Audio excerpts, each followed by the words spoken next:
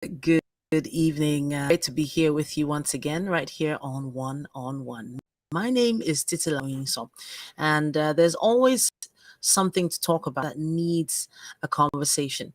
And today is February 15th. It's a day that is set aside worldwide to celebrate the International Childhood Cancer Day. Now, it's a global collaborative campaign to raise awareness about childhood cancer and to export for children and adolescents living with cancer, the survivors and their families. The theme for this year is Through Their Hands, and this time concentrating on the families, parents, siblings, caregivers of these children. Now, every year, more than 400,000 children and adolescents below the age of 20 are diagnosed with cancer. The rate of survival depends on the region, with about an 80% survival rate in most high income countries, but as low as a 20% only in low and middle income countries. Now, the ICCD spotlights the need for more equitable access to treatment and care for all children with cancer everywhere. Today, we invited Dr. Nwobbi. Dr. Nneka Nwobbi is a seasoned and committed healthcare professional with extensive experience leading public sector on childhood cancer awareness, treatment, and the care of child cancer warriors. It's great to have you here with us. Good evening, and thank you for what you do. Thank you so much for having me. Good evening. Now, we had a brief conversation earlier on, and I have to say, I'm in awe of your steadfastness, and I have to say thank you for what you do. Thank you for your service. And you are the founder of Children Living with Cancer Foundation. That's CLWCF. Yes. But you need to explain to us how this foundation came to be and what the story is behind why you began this journey. Um, like you said, I'm a medical doctor, and while doing residency at Lutz, I met a couple of children who had cancer, and at the time, this is about 21 years ago. At that time, there were no charities, treating childhood cancers. We had charities mostly for breast cancer, a few for lung and all that, but none whatsoever for children. And some of these children, um, when they finish the first course of chemotherapy or treatment, they go home, and most of them don't come back because there were no funds to continue the treatment. Because of that, many of them die. The second reason was because many of the children come in at the late stage when nothing much can be done for them. And it was quite disheartening, learning that we had about 20% survival rate, while elsewhere they are up to 80 to 90% survival rates, So I felt that the main reason that was like that was because these children had nobody to speak for them, and there was so much lack of awareness about childhood cancer. And so that was how we started 21 years ago, but we were incorporated 20 years ago.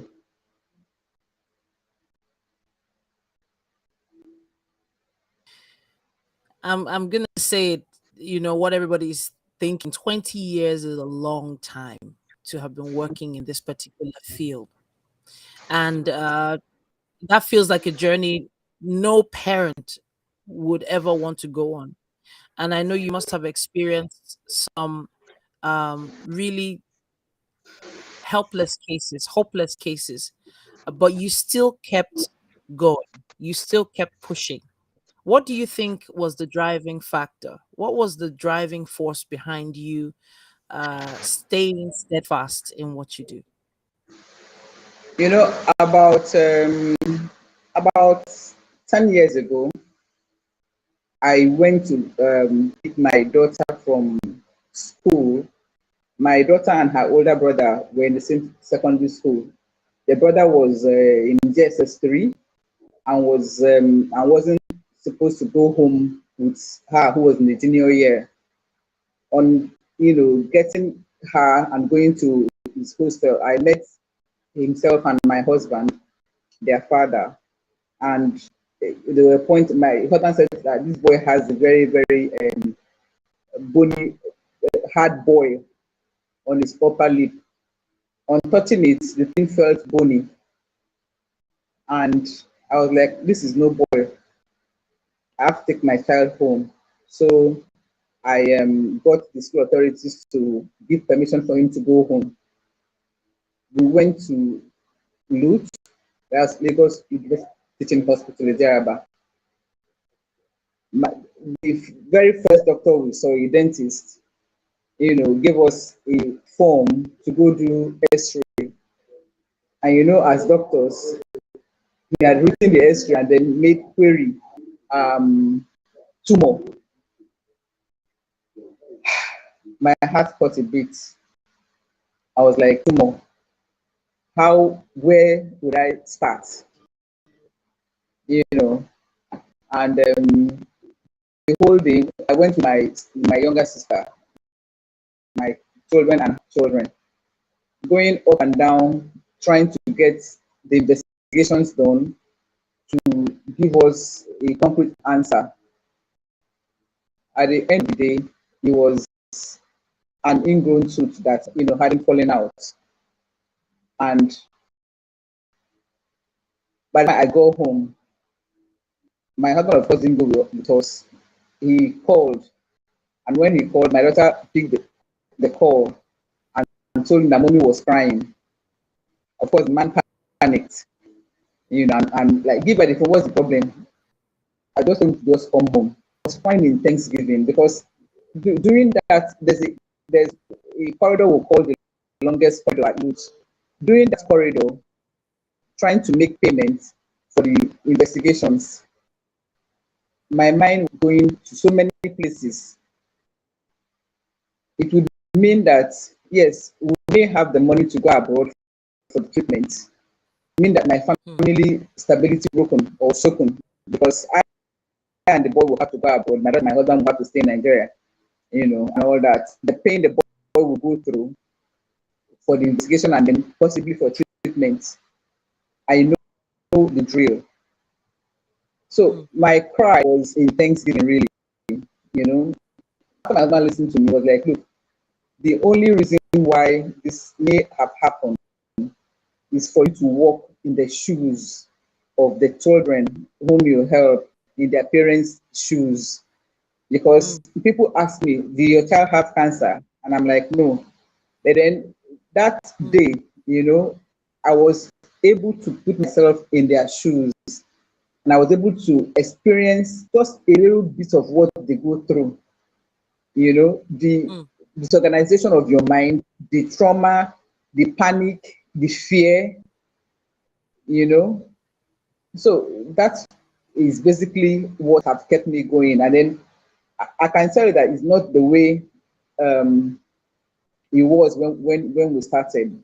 When we started, I was practically living there and living with them. But then you get so attached, not just to the children, also to their family. And when a child passes, it's like it's your child that is passing. When I started the charity, I was pregnant with my daughter. And so, not believing in house helps, we were going everywhere together. I had her in her baby carriage, and so at the time it started affecting her, being a child, making friends with some of the children who pass. She couldn't understand why. At the point, she asked me, she was 7 years old then, and a child died, and the child was 7. She said to me, Mom, does it mean I can die too? She was just 7. What did the poor child know that she's dying at 7? And so knowing that you have children and it can happen to any child, it can happen to anybody.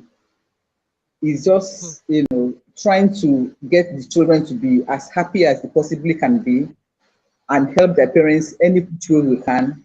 And of course, take the message to the public that children too can have cancer. It doesn't mean that it is a death sentence. We'll have survivors, and that's basically what keeps us going.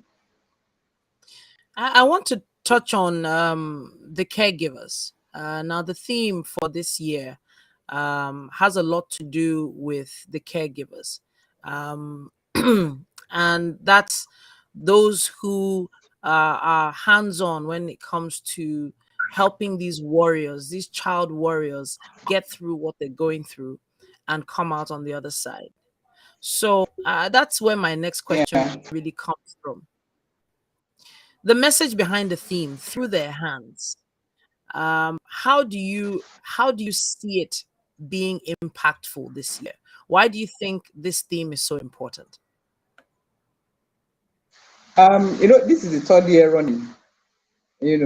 Last year was through your hands, and that through your hands was basically based on the healthcare givers, people who have helped. This year it is through their hands, and this through their hands is through the parents, their siblings, grandparents, friends of these children.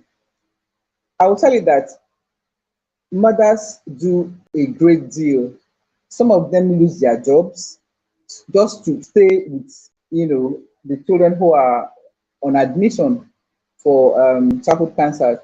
And because it is not a treatment that is a one-off treatment, it is difficult for them to, take time off work every other to come and stay away from work and stay with the children. So by the time treatment is ending, either they've lost the job or most of them actually lose the job. And then sometimes they may lose the child. So losing in both ends. There's no job security, the fear that the child is going to die, the actual fact of that child dying, all this, like, through their hands this year is so impactful because parents go through a lot, not just the parents, the whole family go through a lot. I have, I had a child whose sibling had cancer, and the boy was so traumatized because he and the boy that had cancer had a fight. And then, you know how children talk and think, and in his mind, he thought a bad thought for his brother. And then a week later, the boy had cancer. So he thought he was the cause of that, of his sibling having cancer, and that disturbed him for quite a while. You know, I've had parents, who just can't accept that their child had cancer and has been brought in late and may pass on. They find it so Understood. difficult to move on, or so it's quite impactful. This through their hands, the family is a very the best support system that any child can have when the child is being challenged with childhood cancer.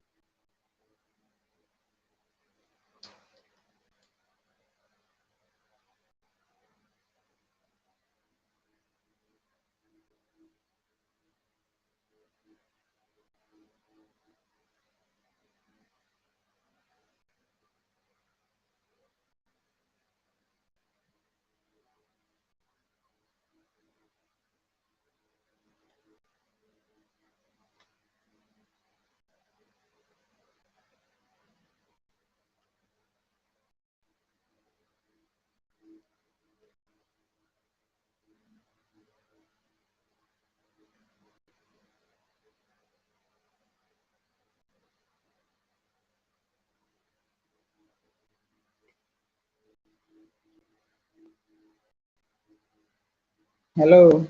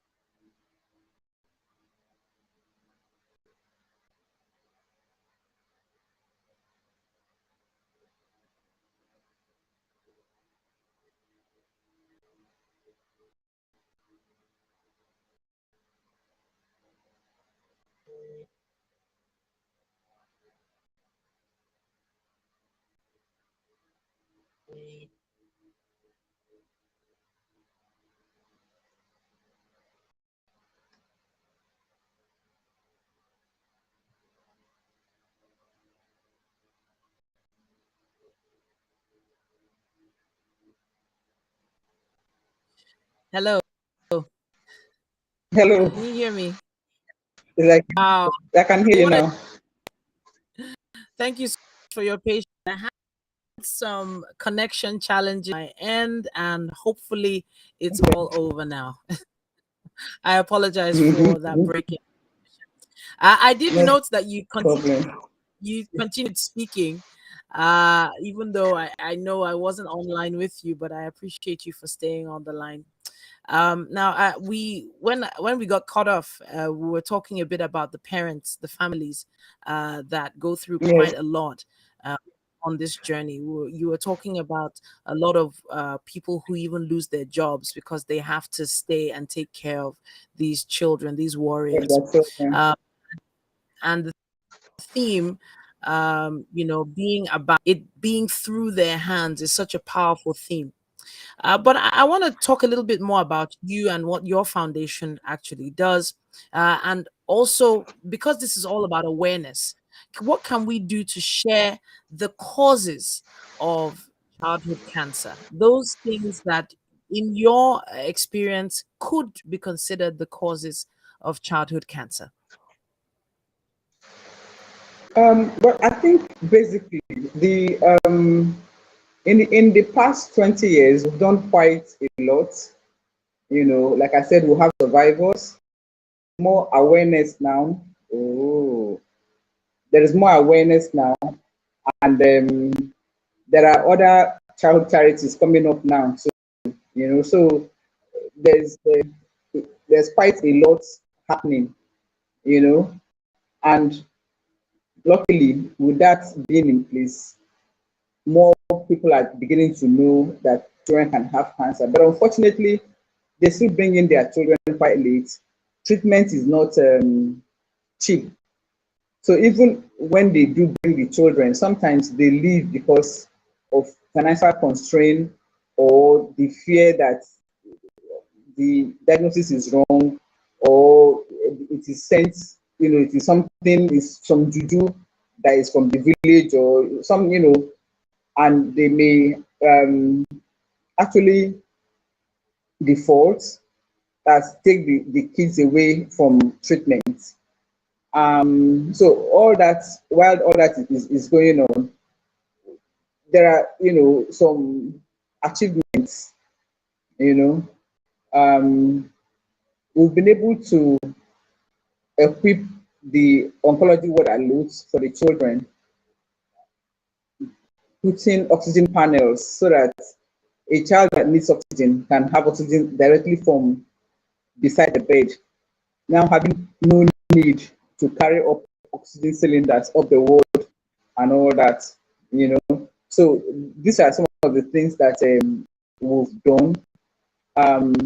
Rehabilitating some of the parents when they go out of job, training the parents to be able to at least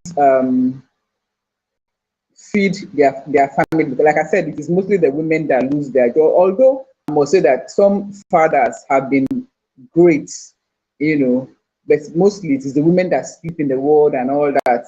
Except the woman is pregnant or have a little baby that she's nursing, then the father or some other caregiver stays with the child. Now, basically, I believe that you're what you eat. So it's not just for the children, but for the parents, even before they become parents, it would be good for them to eat wholesome food, stay from radiations, but be as close to nature as they possibly can be.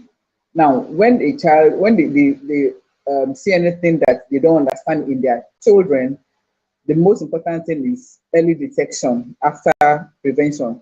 Early detection, take the child to a healthcare giver so that if there's anything that that can be treated, it will be done as quickly as possible.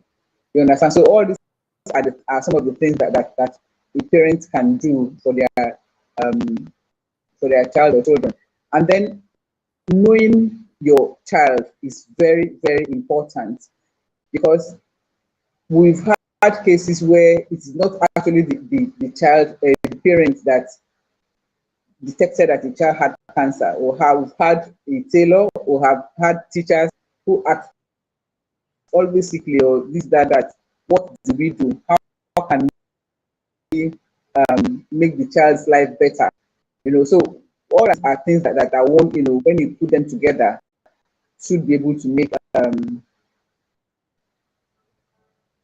an impact on the child's life. But basically, I am a strong believer of any person being what they eat, being what they breed, breeding the way one is, how you breed, how you eat, even the food that you eat has a lot of impact. Exercise and things like that, have a lot of impact on a person's body, even children.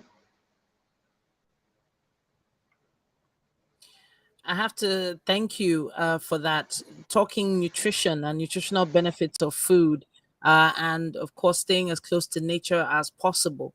Yeah. It does, internationally speaking, it's in terms of general health and well-being all over the world, it's always been recommended.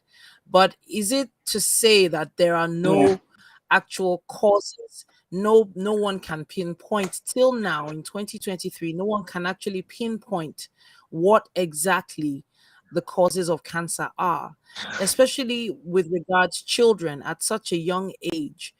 Is there something that you've found that connects the families that you've worked with? Is there something about the environment? Are they all urban dwellers, or do they come from the village? Or is there anything you've been able to identify based on your research that you would Unlike say? adult cancer, unlike adult cancer that is lifestyle dependent, the one for children are not really lifestyle dependent because um, some of them come in as young as the youngest child I've seen was 9 weeks old. So when you think about that, and of course, the problem may have started even before that 9 weeks. The child was presenting at 9 weeks, but that doesn't mean that was when the problem started, you know. So that's why I said that even before parents taking for their children conceive the child, they have to be extremely careful of what they do, what they eat, Mm. So I staying away have from, to ask about. Mm. So yeah. I have to ask your work. How much support have you been able to get from the government in your work? You mentioned the fact that you've been doing this for basically 2 decades, and definitely for you to have stuck with it. We're hoping that there must have been some kind of support from over the years. This year, can you speak to what has been what you've been able to achieve, who you've been able to connect with, and if they're watching right now, what would you like them to help you do? The government haven't been that much.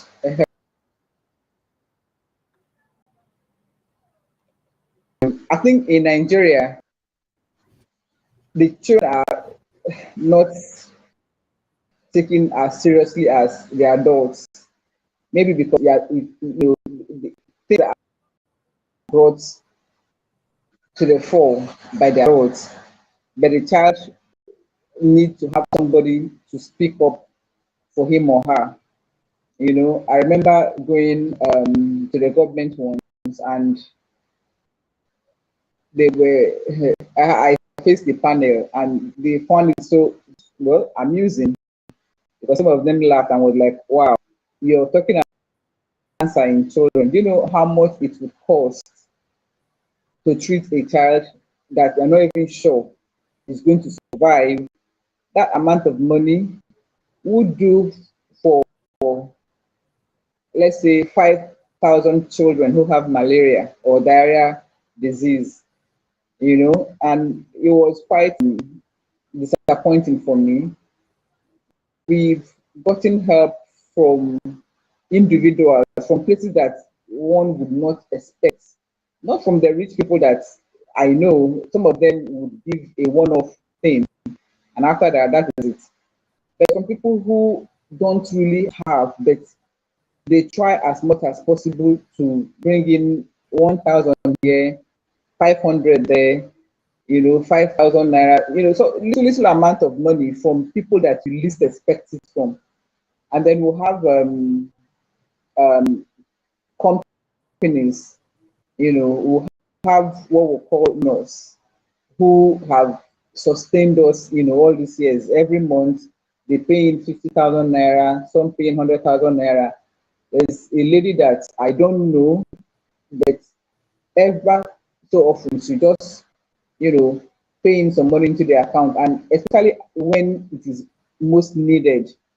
We've had individuals say, okay, fine, I would adopt a child who has cancer and for the child's treatment. And I will tell you that at least 3 or 4 of our children who have survived have had such good Samaritans,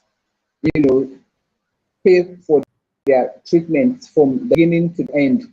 And some of them actually continue to do this because we have a 22-year-old girl now who came in at 8 years cancer. Even after treatment, for her school fees, one of such people have actually paid for all her school fees in the nursing school. After her treatment, she was so thrilled that she said she wants to read nursing. And I'm very proud to say that today she's a registered nurse. She finished last year at Lutz. So we have people and organizations that help, but the government not yet, as helpful as they should be. Now, if there are any government officials watching, I want them childhood cancers the way they will look at any other cancer in any Nigerian, abroad, children shouldn't pay for treatment. But here you have children paying, even where they are not supposed to pay, things that they need won't be there. The drugs that they need is not the common drug. So it is much, much more expensive than the regular drug we have in our pharmacy. So when you go to the pharmacy, it is not available. What do? You cannot sit and cross your arms and say, okay, fine, the drugs are not available, so let us wait until the drugs are available. So we actually need for them to look into that.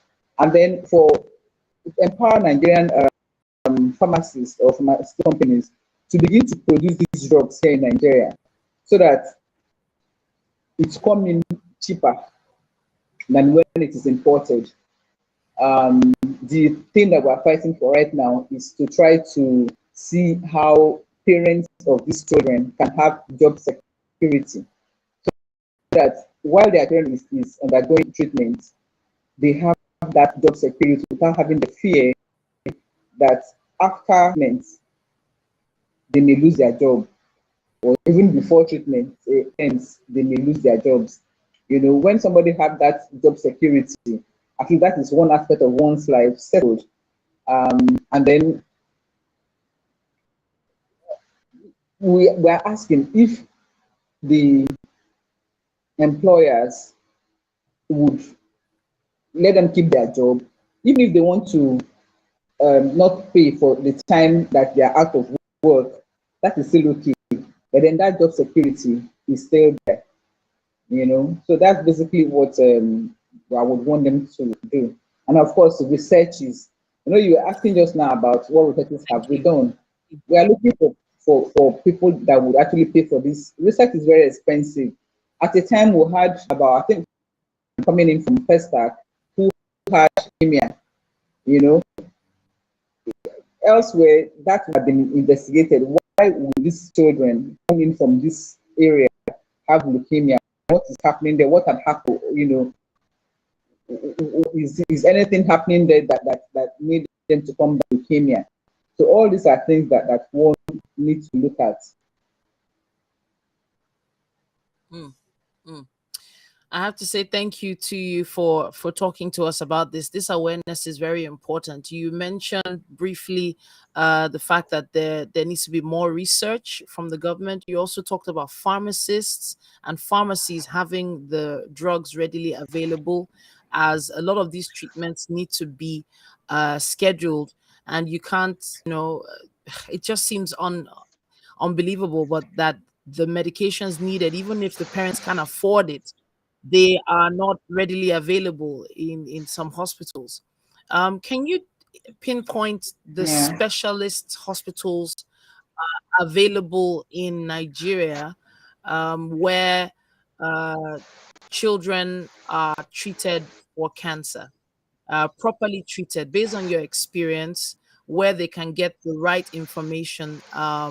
And for instance, if they have received a diagnosis, they can't keep going to a general practitioner, they need to go to a specialist. Where would you recommend that they go to?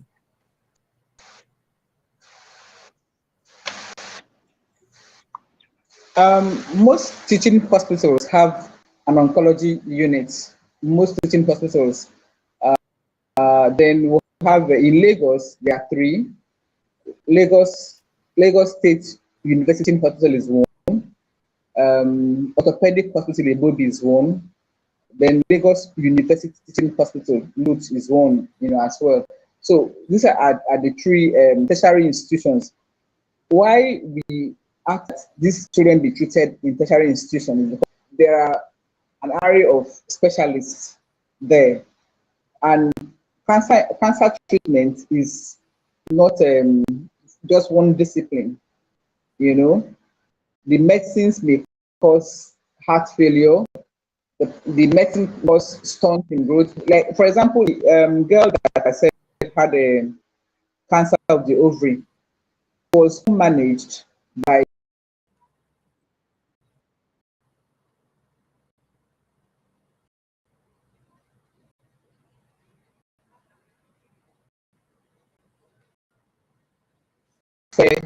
their children to another hospital for treatment. Tertiary institutions are where cancer should be treated. If there are private hospitals, where one can have treatment, one have to be reassured that all the specialties is in that private facility. But of course, it's much more expensive. So you need to have all the money that you need to be able to go to such private institutions.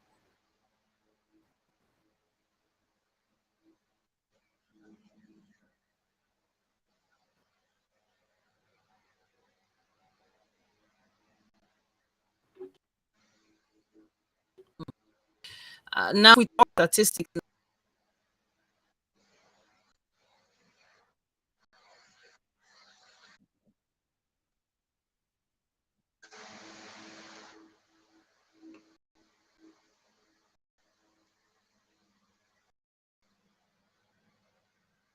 Recommend that patients be taken outside the country. What sort of um, out of 10, as I said, how many times out of 10 do you end up recommending they seek treatment outside the country? The funny thing is that out of 10, maybe one or two, or maybe cancers that, and then again, these days there is telemedicine, where we are hoping that bigger hospitals abroad can twin with us, so that one does not have to travel all the way there, and treatment can commence or continue here. With the one or two that we had recommended and source of funds for to go abroad was a child that had cancer of the liver, and worldwide at that time there were just about 20 in a million of children who had cancer of the liver, and we had asked St. Jude's to take the child, and they were like, the success rate wasn't that fantastic. Whatever you guys do for the child here in Nigeria, continue, but co-manage the child with you. The other child was had a leukemia and needed transplant, which wasn't being done here in Nigeria then, and we had to. In fact, at that time, Mr. Fashola was the governor of Lagos State, and he had actually, because the child was from Lagos State, and he actually um, paid the money for the child to go to India, But unfortunately, from the medicine that the child had taken in Nigeria, the heart had been affected, and the child didn't make it shortly after the child got back. We went to India and was told that they couldn't do much for her, so she came back to Nigeria. And I think about 3 or 4 months later, she passed. So by the time we are asking somebody to go abroad, we are looking at the logistics. Is the money there? Can the funds be raised as fast as possible? If you can't do it as fast as possible, because the longer it stays, the more damage is done throughout the whole body. So commence treatment and hope that one gets the money, raise the funds, be able to send the children out. The children that we see are basically from low income or middle income families who cannot afford to take their children abroad at the drop of a hat. So it's not as easy. Even if you want to recommend, you have to look at the family statistics. What do they have? Like I was saying, the first child that actually got us interested in childhood cancer. By the time they finished, they spent about 4 months making the diagnosis and commencing treatment. At the end of that 4 months, the parents have sold everything they had. They have sold their radio, they sold everything. And once the child was discharged, the child looked better, felt better, played better. They didn't come back until the day before that child passed. It was when the child was so bad that they knew that there's nothing they could do, that they brought the child back. And by that, in fact, he didn't last the night. So asking or referring abroad is one thing. Do you have the most of the people that we see don't have the money not to go abroad. If they have the money, most often than not, once that diagnosis is made, they're out of the country. But then again, if it is found out early and there's enough money here, I don't see any reason why that child will not do well and survive.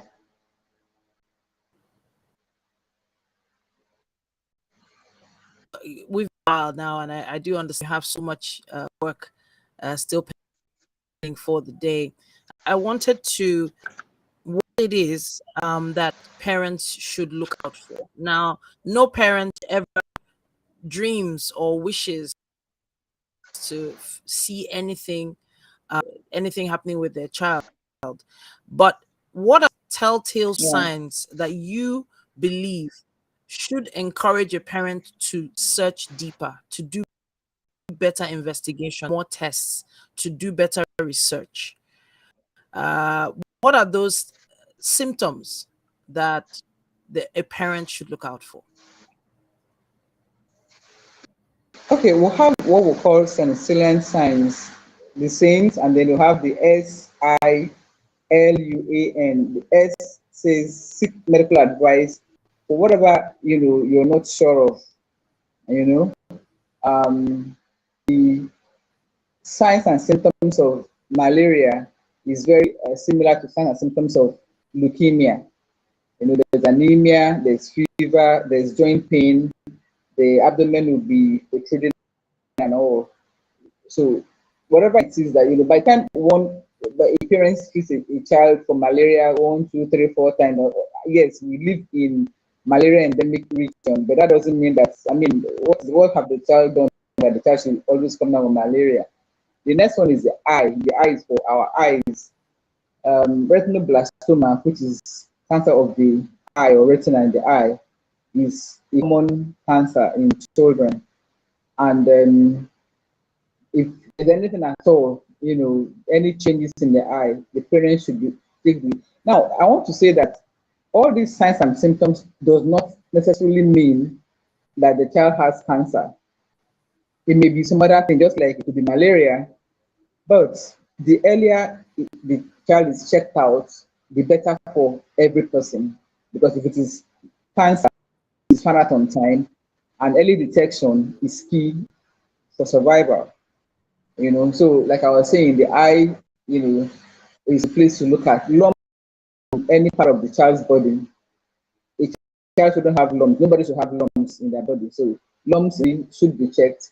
Night sweats, all that.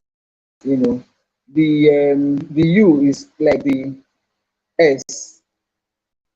Any unknown thing at all. Like the night sweats, the headaches, the early morning vomiting, which is unusual. That child should be checked out.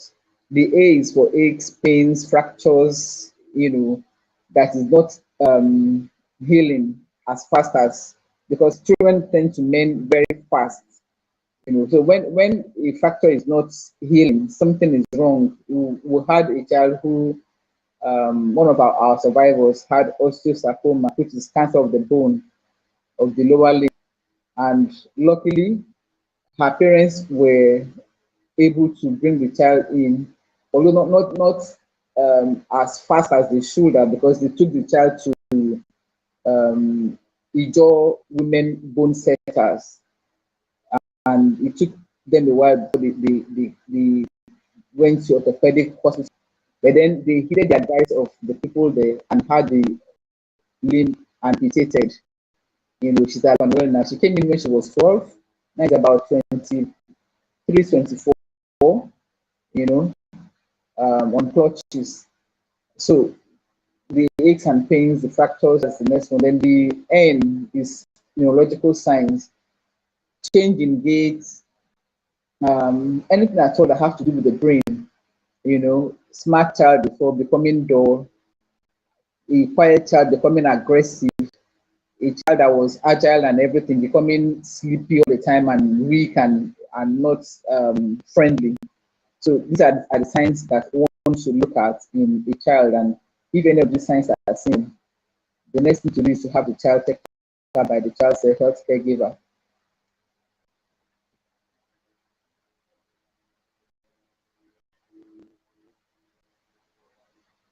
So I know you have such a busy schedule and there's still so much to talk about. Let me just share the website one more time. You said it is the website is CLWCF. That's CLWCF Yes, NGO.org. And dash I'm gonna ngo.org. copy that out and have that scroll here, so that if anyone needs it, they can go check it out. And there's a lot of contact details there as well. Let's see. Let's see if I can get scrolling. All right. Thank you so much for joining us, Dr. Nneka Nwobbi here. This is the founder of Children Living Thank you with so much Cancer for having Foundation, CLCF. I honestly, there's still so many questions that I would love to ask, but I know that there are some questions that are just a little, uh, they're specific to different cases. And I do understand that you need to maintain the privacy of the families that have had to deal with this. I also understand that people respond to actual true stories of survivors, but also of those who have passed on. And I do know that all you as a foundation need all the help you can get, and hopefully someone is watch this video and reach out to you and a helping hand, everything you do.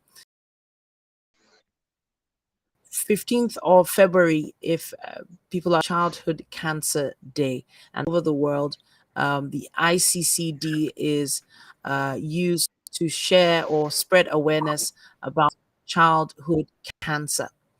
And now there's some scary statistics here that were almost unbelievable to me when I saw them.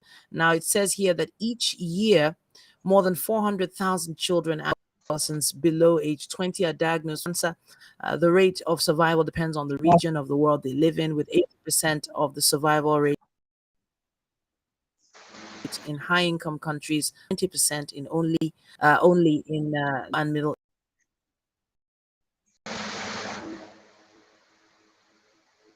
income countries. Now, the target goal of the WHO is at least a 60% survival for diagnosed with cancer around the world by 2030, and that represents basically a approximate cure rate, and will save an additional 1 million children's lives over the next decade. And because of people like Dr. Nneka Nwobbi, we've been able to be a little bit more enlightened about the situation and talk about the realities of the situation on ground. Once again, it's www.clwcf-ngo.org. That's Yes. clwcf-ngo.org. And they are always ready to respond to your questions, and we'll give you some guidance if there's anything else you need to know. Thank you so much, Dr. Nneka, for joining us today. Thank Thank you. you for having me. Thank you. I was grateful. Wow. Wow, wow, wow. Some of the statistics are indeed extremely alarming, but it does help to hear that there is hope on the horizon. Dr. Nneka Nwobbi there said it does not have to be a death sentence, and they have been able to do quite a bit to enlighten people and help alleviate the suffering of these children fighting cancer. They are called child warriors because those who fight through this have to be warriors. She talked a little bit about the risk factors. She talked a bit about food and staying away from radiation. She also talked about the things that they need as a foundation. They're trying to encourage the government to do what they can to make sure that they fund pharmacies, hospital pharmacies, better with the right medication. Also, she talked a lot about helping caregivers of children fighting cancer keep their jobs, as that is a major issue for them. They've noted that a lot of parents, while on this journey, end up losing their jobs because of the fact that they have to spend so much time on this journey through this fight with the children. Now, this particular date's definitely going to stick with me, 15th of February, International Childhood Cancer Day. Hopefully, we've been able to enlighten and inform right here on One on One. There are a lot of important conversations that need to happen, and hopefully this is one that will stick with you. Until we come your way next time, thank you so much for watching.